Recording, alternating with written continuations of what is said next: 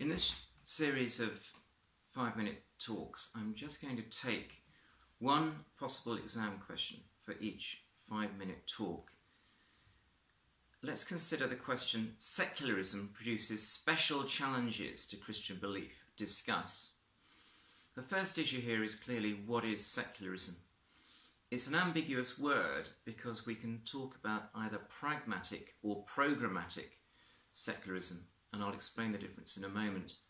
Charles Taylor writes that secularism is the move from the enchanted reality to the de-enchanted reality that freed science to follow its own trajectory. And sometimes this is thought of as the removal of Christian belief and the issues arising from the public domain and the public debate. And it's this separation of state and religion that is the foundation of secularism. But the secular society argues for pragmatic secularism. It argues that by guaranteeing religious liberty, secularism actually protects Christianity in the public forum. And the effect clearly is to remove God from the transcendent realm. And the issue here is whether in removing God, we make God also to be unbelievable and thus produce a major threat to Christianity. We have the challenge, for example, of Richard Dawkins, who sees the creation myth and other myths in the Bible as harmful and unnecessary as an alternative explanation to the origins of humankind and indeed the origins of other issues such as morality.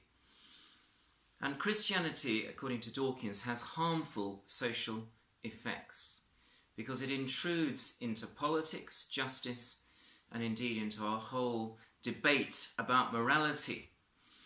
And we tend to take a more divine command sort of view of morality, whereby we argue that something is in the Bible and therefore it must be true.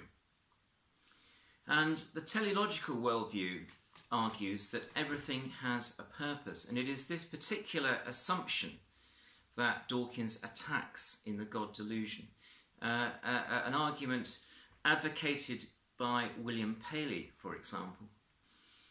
And Dawkins argues that it's unempirical and it's redundant and it's therefore quite dangerous.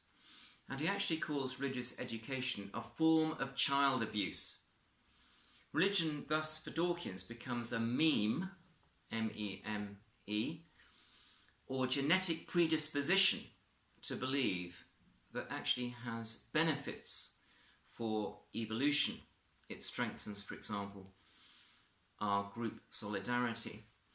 Now, if we were to evaluate Dawkins, what we find in The God Delusion is an enormous straw man argument, because he takes a more extreme version of Christianity throughout.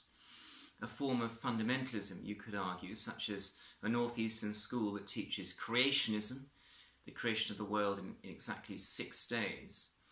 And Jonathan Sacks, the chief rabbi, argues that Dawkins is attacking bad religion, not religion in general. Alistair McGrath also comments that Dawkins, confuses faith and blind trust, so that faith becomes something against reason.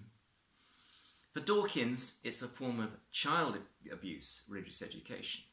But we could counter Dawkins by saying not only is it a straw man argument, but he seems to deny the presence of the metaphysical in our lives. Secondly, we have the challenge of Freud, who in The Future of an Illusion sees religion as having a role in alleviating anxiety, firstly, and secondly, in a form of social control. He sees religion as a way of replacing our lost parent, our lost father figure, or in Mary, the mother of Jesus, our lost mother figure.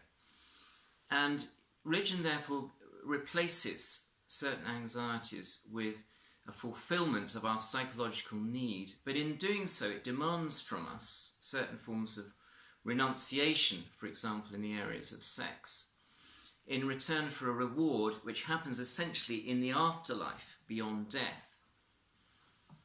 If we evaluate Freud, we find, as with Dawkins in fact, there are a number of metaphysical assumptions there is no empirical proof for the presence of an ego, an id, and a superego. And in saying that religion is a form of infantilism, a childish response to anxiety, we have another type of straw man argument. It's not really the Christianity espoused and followed by Dietrich Bonhoeffer, radical, brave, revolutionary, with an alternative society in mind, which costs the individual a lot to follow. Rather, the straw man here is a kind of internal, individualistic form of Christianity. And so, as with Dawkins, the good side of religion is somewhat underplayed in Freud, although he does concede that religion has certain benefits, such as political reform and the rise of an argument for rights following the Reformation. To conclude, it depends crucially which form of secularism we're talking about, whether Christianity is threatened. Programmatic secularism would like to eliminate Christianity completely as something that is dangerous or, in Freud's case, infantile and unnecessary. Dawkins, however, seems to set up as his enemy fundamentalism rather than reasonable Christianity. And the whole way in which Christianity has worked within secularism is somewhat ignored by both writers. The most powerful nation on earth, the United States, is a secular society in its constitution, but has widespread belief in God alongside it. It seems they can both cooperate to advance human welfare.